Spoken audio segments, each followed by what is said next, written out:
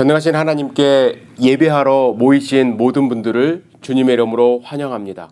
다 같이 묵도하심으로 2020년 8월 2일 주일 예배를 주님께 드리도록 하겠습니다.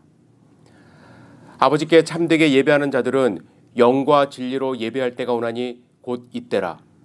아버지께서는 자기에게 이렇게 예배하는 자들을 찾으시느니라. 하나님은 영이시니 예배하는 자가 영과 진리로 예배할지니라. 아멘. 전능하신 하나님 아버지, 주님 앞에 나왔습니다. 오늘 함께 예배드리는 모든 성도님들이 주님이 찾으시는 예배자가 될 수 있도록 인도하여 주시옵소서. 영과 진리로 예배하는 열린교회 성도님들의 이 예배를 받아주시고 하늘의 큰 은혜를 부어주셔서 하나님의 사랑을 경험하는 귀한 시간 될 수 있도록 인도하여 주시옵소서. 예배를 통하여 하나님의 하나님 되심을 찬양하며 하나님의 백성됨을 고백하고 주님께 순종을 다짐하는 시간 될 수 있도록 인도하여 주시옵소서. 오늘 예배의 시종을 주님께 의지합니다. 이 모든 말씀 예수님의 이름으로 기도드렸사옵나이다. 아멘.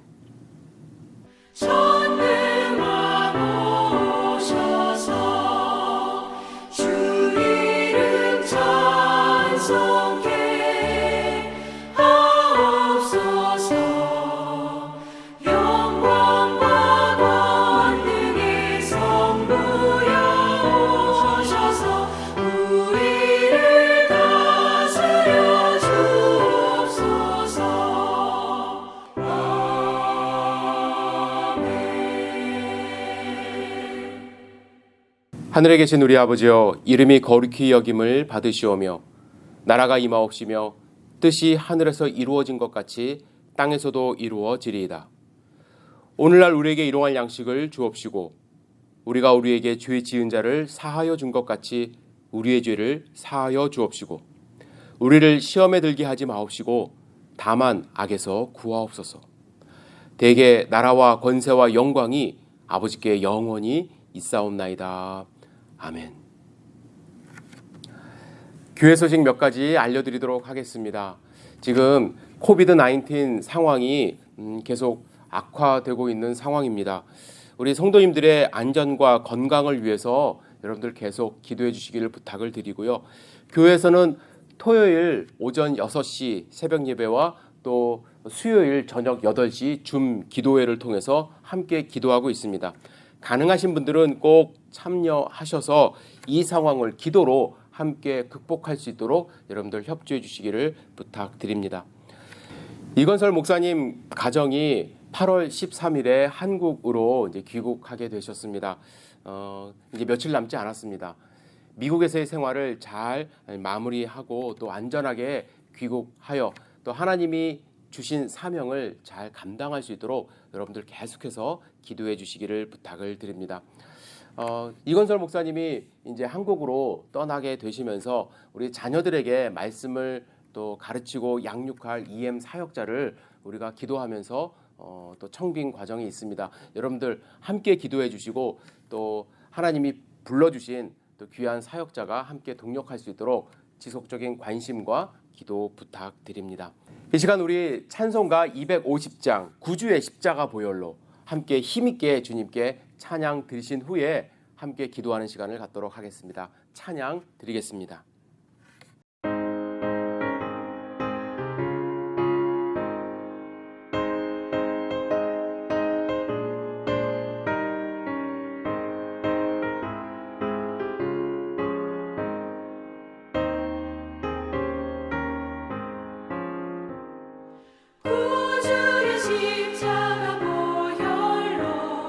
죄 씻음 받기를 원하네. 내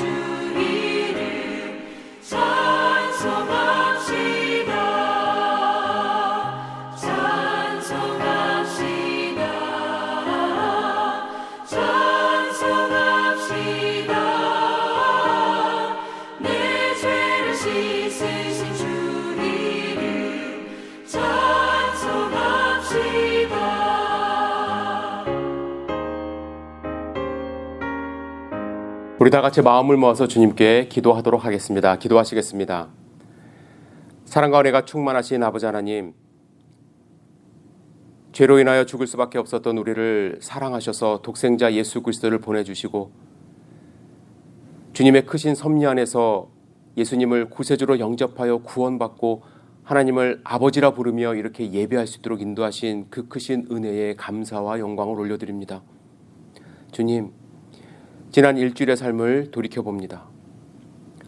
육신의 연약함으로 주 앞에 온전히 거룩하지 못한 삶이었음을 고백합니다. 하지만 주님은 사도 요한을 통하여 우리가 우리 죄를 자백하면 하나님은 미쁘시고 의로우사 우리의 죄를 사하여 우리를 모든 불의에서 깨끗하게 하실 것이라고 약속하셨사오니 회개하는 우리의 심령을 용서하여 주셔서 주님께 담대하게 나아갈 수 있는 힘을 허락하여 주시옵소서. 하나님 아버지, 이 시간 아버지를 의지하며 회복의 손길을 간절히 간구합니다. 이 땅이 코로나 바이러스로 인하여 고통 가운데 신음하고 있습니다. 매일 수만 명의 감염자가 발생하고 또 확진자들은 고통 가운데 있고 가족을 잃은 슬픔에 많은 눈물을 흘리고 있으며 정상적인 생활을 하지 못해 경제적인 어려움을 경험하고 있습니다. 또한 아파도 병원에 제때 방문하지 못하고 인생의 중요한 계획을 세운 많은 분들이 어찌할 바를 알지 못하며 2차, 3차 피해가 발생하고 있는 상황입니다. 세상을 창조하신 하나님의 손길을 기다리오니 크신 손과 강한 팔을 펼치사 하나님의 구원을 경험하게 인도하여 주시옵소서. 하나님의 백성들이 주 앞에 더욱 겸손하게 엎드려 주님의 손길을 기대하며 기도할 수 있도록 인도하여 주시옵소서. 주님, 열린교회가 드리는 이 예배를 기쁘게 받아주시옵소서. 지금 비록 모든 분들이 함께 모여 예배드리지 못하는 상황이지만 각 가정에서도 주 앞에 드리는 이 예배를 동일하게 받아주시고 은혜 베풀어 주시고 하나님을 만나는 귀한 시간이 될 수 있도록 인도하여 주시옵소서. 그리고 하루빨리 기쁨으로 함께 모여 주님을 우리가 모든 성도님들이 함께 찬양할 수 있도록 인도하여 주시옵소서. 주님, 우리는 그동안 우리에게 주신 많은 것들에 감사하지 못하며 살아왔음을 고백합니다. 특별히 이 시기에 주님께서 허락하신 공동체의 소중함을 깨닫습니다. 어려운 시기를 함께 기도하고 격려하며 위로하는 공동체를 주셨음을 깨닫고 앞으로 공동체를 통해서 하나님의 사랑을, 예수 그리스도의 사랑을 전파하는 사명을 감당하게 인도하여 주시옵소서. 주님, 오늘 우리가 주님께 드리는 마음, 시간, 물질, 재능 주님 기쁘게 받아주시옵소서. 또한 드린 손길 위에 차고 넘치는 하나님의 축복을 허락하시고 특별히 교회를 섬기는 모든 손길 위에 복의 복을 더하여 하나님을 경험하고 증거하는 귀한 삶을 살 수 있도록 인도하여 주시옵소서. 하나님 아버지, 예배의 처음과 끝을 온전히 주님께 의지합니다. 특별히 이건설 목사님을 통하여 선포하시는 말씀을 우리가 마음밭에 새길 수 있도록 인도하여 주시고 그 말씀으로 구원의 기쁨을 회복하고 하나님의 자녀로 힘을 얻어 승리하는 삶을 살 수 있도록 인도하여 주시옵소서. 우리와 함께 하시는 주님께 감사드리오며 이 모든 말씀을 우리를 죄에서 구원하여 주신 예수 그리스도의 이름으로 기도드렸사옵나이다. 아멘.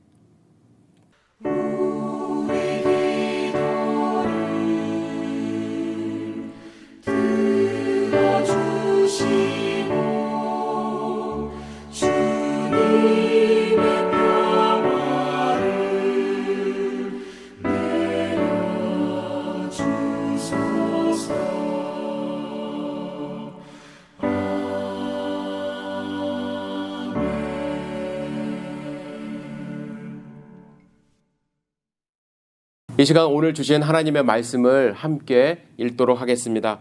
오늘 주신 말씀은 마태복음 3장 13절에서 17절 말씀입니다. 우리 같이 읽겠습니다. 그때 예수께서 갈릴리로부터 요단강에 이르러 요한에게 침례를 받으려 하시니 요한이 말려 이르되 내가 당신에게서 침례를 받아야 할 터인데 당신이 내게로 오시나이까. 예수께서 대답하여 이르시되 이제 허락하라. 우리가 이와 같이 하여 모든 의를 이루는 것이 합당하니라 하시니 이에 요한이 허락하는지라. 예수께서 침례를 받으시고 곧 물에서 올라오실새 하늘이 열리고 하나님의 성령이 비둘기같이 내려 자기 위에 임하심을 보시더니 하늘로부터 소리가 있어 말씀하시되 이는 내 사랑하는 아들이요 내 기뻐하는 자라 하시니라. 아멘. 이 시간 확증하고 지지하시는 예수님과 하나님이라는 제목의 말씀을 이건설 목사님께서 선포해 주시겠습니다. 네, 다 같이 기도하시도록 하겠습니다. 하나님 아버지, 이 시간 우리가 주님 앞에 나왔습니다. 하나님 아버지, 말씀 앞에 우리가 변화되게 하시고 말씀이 선포될 때 또한 듣는 자나 전하는 자나 같은 은혜가 있을 수 있도록 주님께서 함께하여 주시옵소서. 이 시간 온전히 주님 앞에 맡겨드립니다. 예수님 이름으로 기도드렸습니다. 아멘. 오늘 본문에 보면 예수님이 갈릴리에서 요단강으로 이릅니다. 상당히 먼 길을 걸어서 이 요단강에 나와서 침례 요한에게 나옵니다. 그리고 하시는 말이 침례 요한에게 침례를 받으신다는 것입니다. 완벽하게 똑같은 비유가 될지는 모르겠지만 이해를 돕기 위해서 간단하게 예를 들면 이런 것입니다. 제가 목사 안수를 이제 받았는데 저희 학교 총장님께서 저에게 나오셔서 침례를 받으신다고 하는 겁니다. 제가 어떤 기분이 들까요? 얼떨떨하기도 하고 말도 안 되는 요구를 총장님이 저에게 하신다라고 그렇게 생각할 것입니다. 내가 누구라고 나에게 오셔서 침례를 받을까라는 생각을 할 것입니다. 사실 침례 요한도 더 말할 것도 없이 말하지 못할 정도의 충격을 받았지 않았을까 싶습니다. 아니, 세상을 구원하러 오신 예수님이 나에게 오셔서 침례를 받는다고 그렇게 생각했을 것 같습니다. 마태복음 3장 11절에 보면 요한은 고백하기를 나는 그의 신을 들기에도 감당하지 못하겠노라 라고 그렇게 고백하고 있습니다. 그와는 비교 자체가 되지 않는 그런 부족한 자신의 모습을 그렇게 나타내고 있는 것이죠. 그런데 그런 예수님에게 침례를 준다는 것은 실현 가능성이 없고 이치에 맞지 않는다라고 그렇게 생각했을 것 같습니다. 그래서 오늘 본문 14절에 보니까 요한이 말려 이르되, 말렸습니다. 말린 것이 당연한 것이죠. 그리고 이어지는 말이 이렇습니다. 내가 당신에게 세례를 받아야 할 텐데 당신이 내게로 오시나이까? 맞습니다. 요한이 예수님에게 침례를 받아야 되는 상황입니다. 그런데 예수님이 요한에게 침례를 받으려고 하는 것입니다. 침례를 받는 자와 그리고 침례하는 자가 서로 뒤바뀐 것 같은 그런 모습을 우리가 오늘 본문에서 볼 수 있고 이러한 모습은 우리에게 충격을 줍니다. 그러나 또 다른 하나 이해가 되지 않는 것이 있습니다. 그것은 예수님이 침례를 받으신다는 것입니다. 왜 예수님이 침례를 받으셔야 합니까? 요한의 그 침례는 회개의 침례였습니다. 3장 5절에서 6절에서 이렇게 말하고 있습니다. 이때 예루살렘과 온 유대와 요단강 사방에서 다 그에게 나와 자기들의 죄를 자복하고 요단강에서 그에게 세례를 받더니 사람들이 회개를 하면서 침례를 받는 것이었습니다. 물로 죄를 씻어낸다는 의미로 그러한 회개의 침례를 받았는데 예수님은 생각해 보십시오. 죄를 범하지 않았습니다. 그런 예수님이 왜 침례를 받으셔야 하는 것일까요? 세 가지 정도 우리가 살펴볼 수 있습니다. 첫째는 침례 요한의 사역을 확증해 주시기 위해서 예수님이 침례를 받으셨다는 것입니다. 사실 침례 요한은 예수님을 증거하는 사람이었습니다. 예수님을 메시아로 증언하는 사람이었습니다. 예수님의 길을 예비하는 사람이었습니다. 우리가 잘 알다시피 광야에서 외치는 자의 소리가 있어 이르되 너희는 주의 길을 준비하라 그가 오실 길을 곧게 하라 라고 광야에서 외치는 자의 소리였습니다. 그는 자신은 물로 세례를 주지만 예수님은 성령으로 세례를 준다라고 그렇게 고백했던 사람입니다. 보라, 하나님의 어린 양이로다 라고 그렇게 증거했던 사람입니다. 손에 키를 들고 자신의 타작마당을 정하게 하사 알곡은 모아 곡간에 들이고 죽정에는 꺼지지 않는 불에 태우시는 분이라고 증거했습니다. 또한 예수님의 권위를 두고 대제사장과 백성의 장로들과 논쟁이 있을 때 침례요한이 어디서부터 왔냐라고 질문하므로 예수님이 자신의 권위가 하늘에서부터 온 것임을 증거했습니다. 곧 요한은 예수님의 사역, 예수님이 어떤 분이심을 지지하고 확증해 주시는 그런 사람이었습니다. 그런 요한에게 예수님이 나오셔서 요한의 사역을 확증해 주시는 것이었습니다. 광야에서 낙타털의 옷을 입고 석청을 먹으면서 충성되게 사역하는 이 요한에게 예수님의 침례는 엄청난 격려가 됐을 것입니다. 자신의 존재 자체, 자신의 비전을 인정해 주는 그런 것이었습니다. 나와 같은 자에게 이런 축복을, 이런 기회를, 이런 격려를 해 주실까라고 생각했을 것입니다. 만약 제가 정말 저희 학교 총장님에게 침례를 주었다라고 생각해 보십시오. 저에게는 엄청난 영광이 되었을 것입니다. 가문의 자랑거리가 됐을 수도 있을 것입니다. 사람들은 생각하기를, 아니 대체 저 사람이 누구길래 학교 총장님이 가서 저 사람에게 침례를 받을까? 그렇게 생각했을 것입니다. 예수님의 등장과 침례받는 모습은 침례 요한에게 엄청난 격려와 지지가 되었을 것입니다. 둘째, 하나님이 예수님을 메시아로 자신의 아들로 확증해 주기 위해서 오늘 본문에 예수님이 침례를 받으셨다는 것입니다. 예수님은 아시다시피 그의 권위나 그의 신분이 때때로 사람들로부터 도전을 받았습니다. 물론 대부분의 백성들은 예수님을 존경했습니다. 이 사람의 가르침에 뭔가 특별한 게 있고 권위가 있고 힘이 있다라고 그렇게 생각했습니다. 예수님이 병자들을 고치시고 사람들을 먹이시고 사람들과 함께하는 그 모습을 통해서 사람들은 예수님은 정말 특별하다, 선지자 중 한 명이다, 혹은 정말 메시아다라고 그렇게 믿었던 사람들이 대부분이었습니다. 그런데 그런가 반면 종교 지도자들 중에는 그를 인정하지 않으려는 사람들도 꽤 있었습니다. 그의 신분을 무시하는 발언을 하기도 했습니다. 나사렛에서 무슨 선한 것이 나올 수 있겠냐라고 비아냥거리기도 했으며, 무슨 권위로 이런 일을 하느냐라고 대제사장과 장로들은 예수님의 권위를 인정하지 않으려고 그를 견지했습니다. 공부를 해본 적도 없는 것 같고 출신도 좋은 것 같지 않는 예수님의 권위를 인정하려고 하지 않았던 것입니다. 그가 귀신을 쫓는 모습을 보고 귀신의 왕인 바알세불의 힘을 힘입어 귀신을 쫓는다고 그의 사역을 부정하기도 했습니다.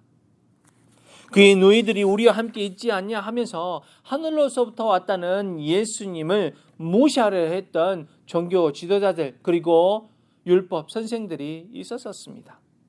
그런 예수님을 하나님이 확증해 주신 것입니다. 이제 광야에서 시험을 받으시고 사역을 곧 시작하실 그 예수님을 지지해 주신 것이었습니다. 예수님의 침례 사건을 통해서 하나님이 전폭적으로 그를 확증해 주셨던 것입니다. 침례를 받고 물 위에서 올라왔습니다. 그때 하나님의 성령이 비둘기같이 예수님 위에 임하셨습니다. 성령은 영이십니다. 그래서 모양과 형태를 가지고 있지 않습니다. 그러나 가끔 형태를 나타내는 그런 표현이 성경에 나타나곤 합니다. 사도행전에 보면 성령이 불의 혀같이 그렇게 표현되고 있으며 오늘 본문에는 비둘기같이 내려왔다라고 그렇게 이야기하고 있습니다. 학자들은 창세기에 하나님께서 이 수면 위에 운행하시면서 창조하려는 그 모습과 오늘 본문에 나온 그 성령의 모습을 연관시켜 보려 하기도 하고, 또는 어떤 학자들은 노아가 이 홍수 때 물이 점점점 사그라지고 육지가 드러난지 확인해 보려고 비둘기를 수면 위로 이렇게 보내어서 드러난 육지가 있는지 확인해 보려는 그 모습과 오늘의 본문 모습을 연관지어 보려 하기도 합니다. 그러나 그렇게 해석하는 부분은 좀 억지스러운 부분이 있습니다. 그런데 사실 성령이 어떤 모양으로 내려온 것이 중요한 것이 아니라 내려온 것 그 자체가 아주 중요합니다. 그것이 의미하는 바가 있습니다. 그러면 왜 성령이 내려와야 하실까요? 이미 성령과 동행하는 예수님이셨기 때문에 왜 예수님에게 성령님이 내려와야 되는지 궁금증을 자아냅니다. 왜 그렇게 내려왔을까요? 그것은 말씀을 성취하기 위함이었습니다. 말씀을 성취함으로 예수님이 메시아임을, 그리고 예수님이 하나님의 아들임을 확증하려고 하나님이 그런 방법으로 사용하신 것입니다. 이사야 11장 2절, 이사야 42장 1절, 61장 1절에 보면 하나님이 성령을 메시아에게 내릴 것을 예언하고 있습니다. 이 말씀 중에 이사야 11장 1절에서 2절을 한번 봤으면 좋겠는데요. 이새 줄기에서 한 싹이 나며 그 뿌리에서 한 가지가 나서 결실할 것이요 그의 위에 여호와의 영 곧 지혜와 총명의 영이요 모략과 재능의 영이요 지식과 여호와를 경외하는 영이 강림하시리니. 이새 줄기, 곧 이스라엘 백성들은 이것이 다윗의 자손 메시아를 나타내는 말임을 알고 있었습니다. 메시아에게 하나님의 영, 성령이 강림하시리니 라고 그렇게 표현된 것입니다. 그 말씀이 성취됨으로 인해서 이 예수님이 하나님의 아들이구나, 메시아이구나 라를 보여주는 것이었습니다. 세례는 혼자 받는 것이 아닙니다. 성도들과 함께 믿는 자들 앞에서 공적으로 받는 것입니다. 그래서 예수님이 이 침례를 다른 사람들이 있는 곳에서 받았는데 성령이 비둘기처럼 내려왔다고 생각해 보십시오. 그것은 말씀의 성취이고 이새 줄기에서 나온 한 싹, 곧 예수님이 메시아임을 나타내는 것을 사람들 앞에서 그렇게 확증해 주시는 것이었습니다. 성령은 형태가 없습니다. 그런데 형태가 있는 것처럼 강림하신다는 것은 주변 사람을 위해서 그러셨던 것입니다. 하나님이 특별한 방법을 사용하신 것입니다. 또한 하나님은 예수님을 확증해 주시기 위해서 말씀을 내려주셨습니다. 17절에 보니까 하늘로부터 소리가 있어 말씀하시되 이는 내 사랑하는 아들이요 내 기뻐하는 자라 하시니라. 이렇게 말씀에 나오고 있습니다. 예수님은 이미 하나님과 친밀한 교제를 하고 있어서 꼭 그렇게 말씀하시지 않으셔도 됐었지만 주변에 있는 사람들을 위해서 그렇게 하나님이 확증해 주시는 말씀을 내려주신 것입니다. 여기서 내 아들이다라는 이 말 자체가 이미 예수님이 하나님의 아들이라는 것을 나타내고 있죠. 또한 메시아에 관한 예언적 요소가 있는 시편 2편 7절에 너는 내 아들이라는 말씀을 반영하고 있는 것입니다. 그리고 또한 내 기뻐하는 자라라는 표현은 역시 메시아에 관한 예언적 말씀이 있는 이사야 42장 1절에 내 마음에 기뻐하는 자라는 표현을 반영하고 있는 것입니다. 곧 하나님이 성령으로 그리고 말씀으로 예수님이 메시아임을 그리고 하나님의 아들임을 확증시켜 주시는 것입니다. 성경 다른 어떤 곳에서 거의 찾아보기 힘든 형태적이고 음성적인 것으로 나타내는 것입니다. 예수님을 메시아이고 자신의 아들임을 침례 사건을 통해서 확증해 주셨습니다. 세 번째로는 예수님이 죄가 없음에도 불구하고 세례를 받아야 하는 주요한 이유는 우리가 어떻게 구원을 받을 수 있는지를 친히 몸소 보여주시기 위함입니다. 또 그렇게 함으로써 죄인인 우리와 함께 일체감을 가지려고 하신 것입니다. 침례는 침례 사건, 이 침례 자체가 우리에게 구원을 가져다 주는 것은 아닙니다. 침례를 통해서 우리가 사람들에게 우리가 믿음으로 구원을 받는다는 것을 공적인 장소에서 다른 사람들에게 그렇게 보여주는 것이죠. 물속에 들어감으로 인해서 우리가 주님과 함께 죽고 또 물 위에서 나옴으로 인해서 주님과 함께 부활한다는 것을 시각적인 모습으로 다른 사람 앞에 보여주는 것입니다. 그가 메시아이기 때문에 오직 예수님으로만이 우리가 구원을 얻을 수 있고 그분과 같이 죽고 그분과 같이 살아남을 보여주는 것입니다. 본을 보여주셨습니다. 또한 본을 보이심으로 우리와 함께 일체감을 가진 것입니다. 그분은 히브리서에 보면 우리의 연약함을 동정하지 못하실 니가 아니오라고 나왔습니다. 그는 우리와 함께 체혈하시는 분입니다. 침례도 받지 않으셔도 되지만 우리에게 보여주시고 그리고 함께 하시기 위해서 친히 침례를 받으신 것입니다. 이 말씀을 준비하는데 귓가에 한 말이 갑자기 맴돌았습니다. 그것은 아빠는? 라는 말이었습니다. 자녀들이 얘기하기를 아빠는 했어? 왜 우리만 해야 돼? 라는 그 아빠는 이라는 이 말을 하곤 하는데 이 설교 원문을 쓰는데 귓가에 그 말이 맴돌았습니다. 그런데 우리의 예수님은 그런 분이 아니십니다. 우리보다 먼저 본을 보이시는 분이십니다. 우리에게 본을 보여주시고 또 함께 하시기를 원하시는 분이십니다. 우리는 이 세 가지 이유에서 공통적으로 볼 수 있는 것이 있는데 그것은 꼭 해야 하기 위해서가 아니라 다른 사람을 위해서 일하시는 예수님과 하나님의 모습을 볼 수 있었습니다. 침례 요한의 사역을 확증하고 격려하기 위해서 예수님이 침례를 받으셨습니다. 또한 우리 모두에게 침례의 의미 그리고 그 모습을 보여주기 위해서 그렇게 하셨던 것입니다. 우리의 믿음을 격려하기 위해서 침례를 받으셨습니다. 또한 하나님은 어떠하십니까? 하나님이 성령과 음성을 내려주셔서 예수님이 메시아임을 그리고 자신의 아들임을 인정해주고 또 그의 사역 시작을 확증해 주시기 위해서 그러셨던 것입니다. 우리는 종종 꼭 우리가 하지 않아도 되는 일이지만 사람들을 격려하기 위해서 어떤 일을 하곤 합니다. 자녀들을 키울 때 그런 일들이 종종 많이 있습니다. 피곤하기도 하고 시간이 소비되는 것 같긴 하지만 자녀들을 격려하기 위해서 꼭 하지 않아도 되는 일이지만 그런 일을 할 때가 있습니다.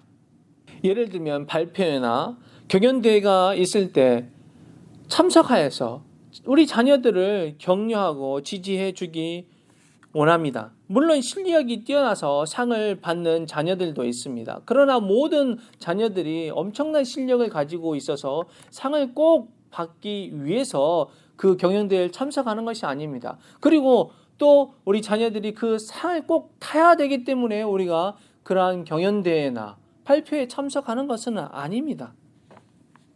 그들을 지지하기 위해서, 그들을 세우기 위해서, 그들을 격려해 주기 위해서 우리가 참석하곤 합니다. 그것이 사실 오늘 본문에서 볼 수 있는 예수님의 마음입니다. 그리고 하나님 아버지의 마음입니다. 다른 사람을 격려하고 인정하고 지지해 준다는 것은 여유로운 마음에서부터 시작될 수 있는 것입니다. 경쟁의 태도, 남보다 더 나으려는 태도, 아주 작은 것까지라도 질책하려는 태도에서 절대 나올 수 없습니다. 낮아지지 않으면 절대 다른 사람을 격려하기가 어렵습니다. 오늘 본문에 보면 예수님이 낮은 곳으로 나오신 모습을 우리가 볼 수 있습니다. 갈릴리 북쪽에서부터 요단강 남쪽으로 그렇게 낮은 곳으로 내려오셨습니다. 강 언덕에서부터 물가로 이렇게 낮은 곳으로 내려오셨습니다.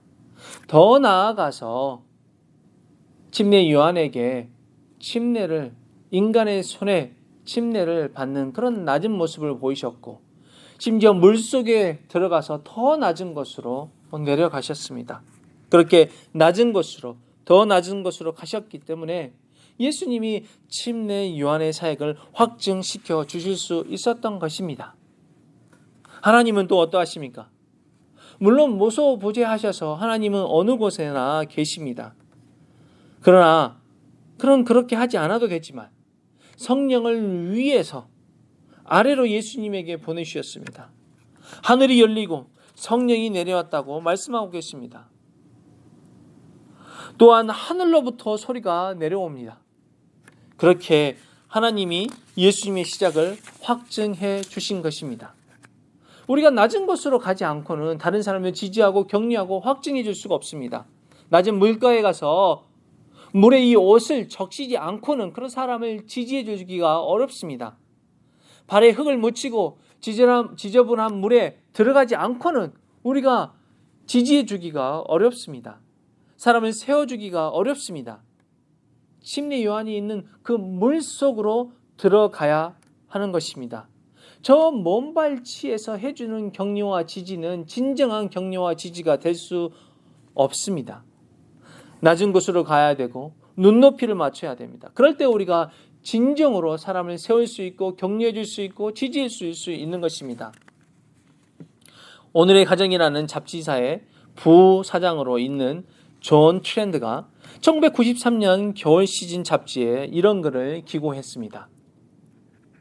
메리는 자신이 다른 어린 아이들과 다른 것을 어려서부터 알았고 그것이 매우 싫었습니다.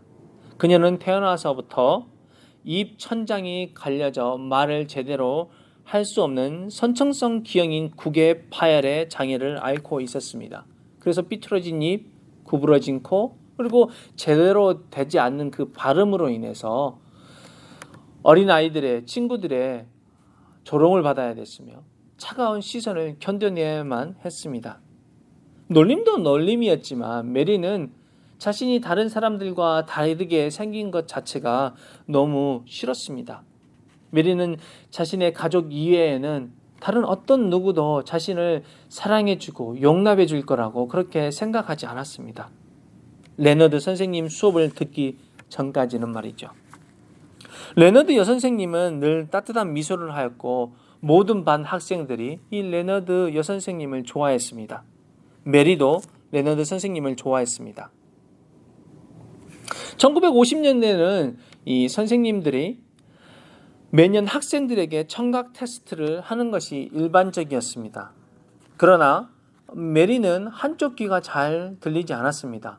그렇지 않아도 잘 되지 않는 이 발음과 다른 사람들과는 다르게 생기는 그 얼굴 모습 때문에 친구들에게 따돌림을 당하고 그리고 조롱을 받았는데 이 잘 들리지 않는 귀로 인해서 또 다른 친구들에게 그렇게 놀림을 받고 싶지 않았습니다. 그래서 매년 청각 시험이 있을 때마다 메리는 부정 행위를 했습니다.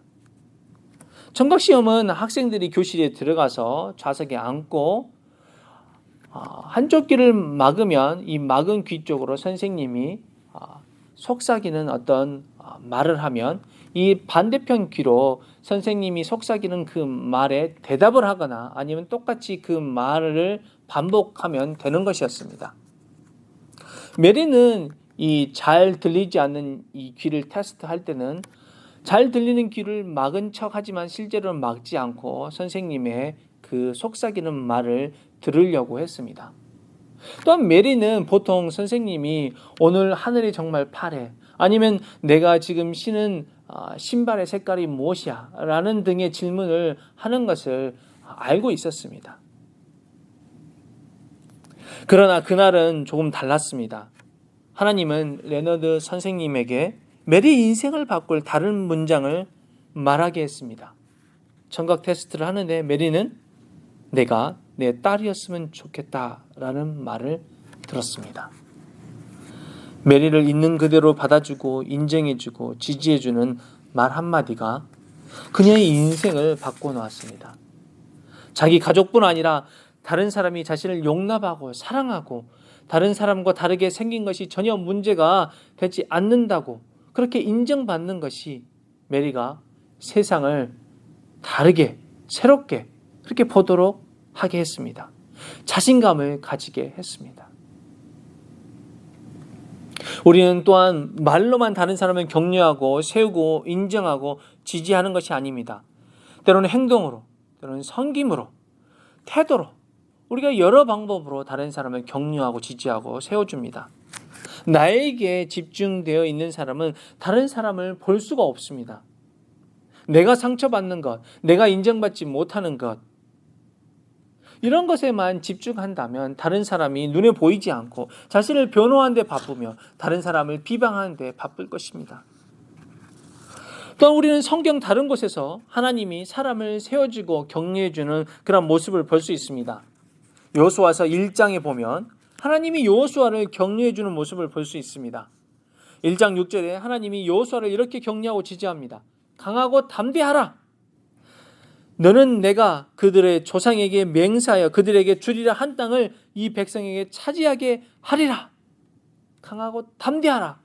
그렇게 하나님께서 여호수아를 지지하고 격려해 줍니다. 그리고 곧바로 7절에 이어서 반복적으로 또 강하고 담대하라고 얘기하는데 이번에는 더 수식어를 붙여서 얘기하는데요. 오직 강하고 극히 담대하여 이렇게 얘기하고 있습니다. 그리고 9절에 세 번째로 하나님이 여호수아에게 이렇게 얘기합니다. 내가 내게 명령한 것이 아니냐. 강하고 담대하라. 두려워 말며 놀라지 말라. 내가 어디로 가든지 내 하나님 여호와가 너와 함께 하느니라. 여호수아가 대답한 것도 아니고 여호수아가 전쟁에 나아가서 기가 죽은 것도 아닌데 마치 걱정되는 부모님처럼 하나님께서 말씀하시기를 내가 내게 명령한 것이 아니냐 라고 이게 질문을 하십니다. 확인하려듯이 제차, 3차 이 여호수아를 격려하는 그 하나님의 모습을 우리가 볼 수 있습니다. 이것이 하나님의 마음입니다. 성경에는 이런 예화들이 아주 많이 있습니다. 또 다른 예화를 간단하게 한번 들어보겠습니다. 엘리야의 예인데요. 엘리야가 갈멜산에서 바알 선지자들과 대결을 한 후 엄청난 하나님의 역사하심을 경험합니다. 그리고 오랫동안 가뭄으로 고통받았는데 하나님이 이 엘리야의 기도를 들으시고 또 비를 내려주십니다. 엄청난 하나님의 기적들을 경험했는데 근데 이 이세벨이 두려워서 엘리야가 도망갑니다. 그런데 이세벨이 두려워서 도망가다가 부엘세바의 광야길에서 지쳐서 로뎀나무 아래서 죽기를 간구합니다. 그리고 지쳐서 잠이 들어 있는데 열왕기상 19장 5절에 이렇게 나와 있습니다. 로뎀나무 아래서 누워 자더니 천사가 그를 어루만지며 그에게 이르되 일어나서 먹으라. 천사가 그를 어루만졌습니다. 하나님이 천사를 보내서 그를 어루만지시고 격려하신 것입니다. 그는 머리맡에 있는 떡과 물을 먹었습니다. 그리고 다시 누워서 잠이 듭니다. 그랬더니 7절에 보니까 천사가 또 와서 어루만지며 이르되 일어나 먹으라 라고 이렇게 말하고 있습니다. 어쩌면 이세벨에게 쫓겨 도망가는 모습이 처량하고 볼품없어 보이지만 그에게 하나님이 보낸 천사가 2번이나 나타나서 어루만집니다. 그리고 머리맡에 먹을 것을 가져다 줍니다. 그것이 하나님이 격려하시는 방법입니다. 여호수아에게 하셨던 것처럼 말씀으로, 엘리야에게 하셨던 것처럼 하나님께서 터치함으로, 그리고 공급하심으로 하나님이 모든 방법을 통해서 사람을 세우시고 격려하십니다. 우리는 하나님의 마음을 배워야 할 것입니다. 사람을 확증해 준다는 것은 완벽하기 때문에 우리가 확증해 주고 지지해 주는 것이 아닙니다.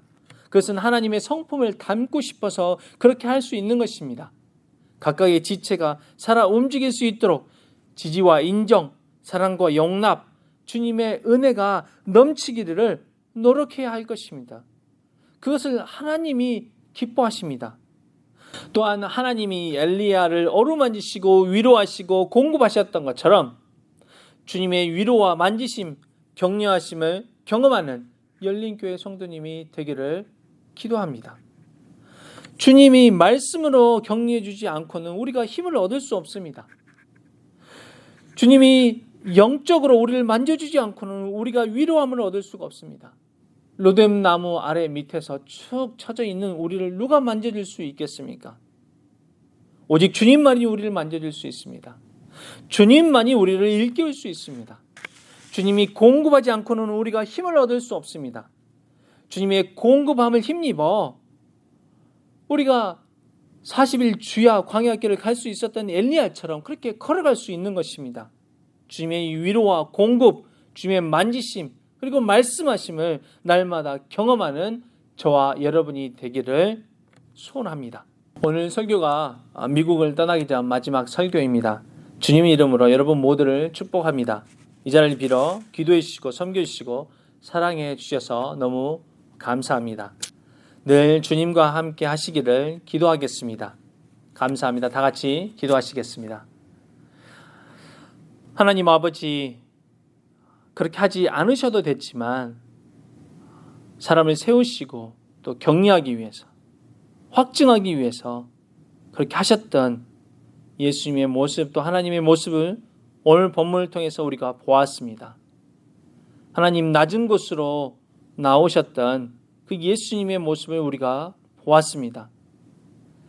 하나님, 우리가 주님을 닮기 원합니다. 더 낮은 곳으로 나아가기 원하고 다른 사람을 세우는 저희들이 되기 원합니다. 저희들 하나님을 닮는 그런 자녀 되기 원합니다. 하나님께서 저희를 축복하여 주시옵소서. 예수님 이름으로 기도드렸습니다. 아멘. 다 같이 주님의 위로하심, 격려하심을 기억하시면서 찬송가 382장 너 근심 걱정 말아라 찬양하도록 하겠습니다.